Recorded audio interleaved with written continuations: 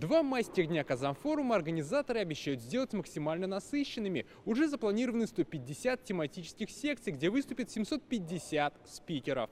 Лейтмотивом первого федерального Казанфорума станет экономическое партнерство в современных реалиях. Для участия в форуме уже заявились более 2500 участников из 65 стран. Уже запланировано подписание 75 соглашений о сотрудничестве. Настроены провести форум на высоком уровне. Форум, напоминаю, проводится по прямому поручению президента нашей страны Владимира Владимировича Путина.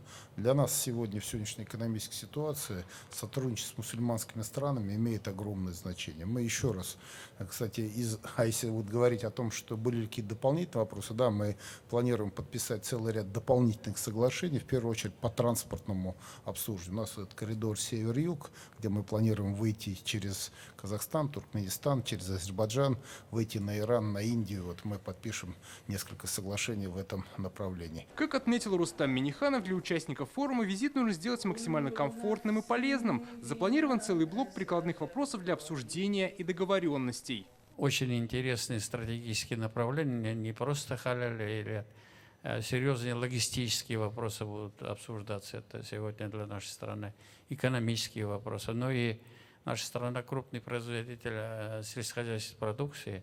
И, конечно же, продукция халяль, она очень востребована. Много-много, но потом вопрос. Сегодня доступ к финансовым инструментам. Исламский банкинг пока у нас он только в разговорах. Это тоже хорошая возможность для нашей страны. Поэтому уверенность есть. Мы достойно должны провести в Казани вот такой форум федерального уровня. В дни Казанфорума состоится панельная дискуссия «Роль всемирного культурного наследия ЮНЕСКО в устойчивом развитии регионов». Приедут министры культуры зарубежных стран. Также запланировано специальное заседание группы стратегического видения «Россия. Исламский мир».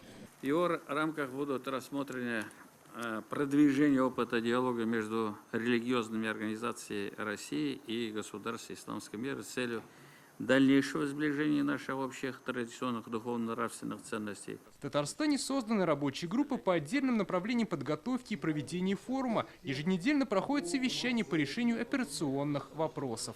Также в рамках Казанфорума запланирована выставка «Раша Халяль Экспо» и кулинарное шоу от поваров из исламских стран. 20 и 21 мая после завершения деловой программы участников форума ждут экскурсии на остров Град-Свияжск и в древний город Болгар. Дмитрий Аиринов, Вадим Ларионов, ТНВ, Казань.